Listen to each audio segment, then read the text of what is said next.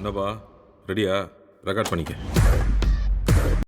Hello guys, இன்னைக்கு பார்த்தீங்கன்னா நம்ம அஜித் சாரோட அப்டேட்டை பற்றி தான் ஒரு வீடியோவில் பேச போகிறோம். ஸோ மறக்காம வீடியோ எல்லாருக்கும் கடைசி வரைக்கும் பாருங்கள் அண்ட் வாங்க வீடியோக்குள்ள போகலாம். ஸோ இப்போ பார்த்தீங்கன்னா நம்ம ஆதிக் ரவிச்சந்திரனோட தான் அடுத்த படத்தை நம்ம அஜித் சார் இயக்க போகிறதா தகவல் வந்துருந்துச்சு. அண்ட் அந்த படத்துக்கு பார்த்தீங்கன்னா அஃபிஷியலாக இன்னும் நியூஸ் வரல. பட் ஃபேன்ஸ் மத்தியில் எல்லாமே அதை தான் பேசிகிட்டு இருக்காங்க. அண்ட் அதை கன்ஃபார்ம் பண்ணுற விதமாக நம்ம அஜித் சாரோட குட் பேட் அக்லிலேயே ஒரு சீனில் காட்டியிருப்பாங்க, AK-64 டைரக்டட் பை அப்படின்னு சொல்லி. அண்ட் அந்த படத்தை வேல்ஸ் தான் ப்ரொடியூஸ் பண்ண போகிறதா அஃபிஷியலாக நியூஸ் வந்துருந்துச்சு. பட் நம்ம வேல்ஸும் ஒரு போஸ்டரில் 25 படத்தை ப்ரொடியூஸ் பண்ண போகிறதா இருந்துச்சு. அண்ட் அதில் நம்ம குட் பேட் அக்லி பேர் அதாவது நம்ம ஆதிக் ரவிச்சந்திரனோட பேர் இல்லை. அது ஏன் அப்படின்னு பார்த்தீங்கன்னா இத்தனை படத்துக்கே இன்னும் அவர் சேலரி பெண்டிங் நிறைய இஷ்யூஸ் போயிட்டு இருக்கிறதுனால இது பண்ண முடியல அப்படின்னு சொல்லியிருக்காங்க.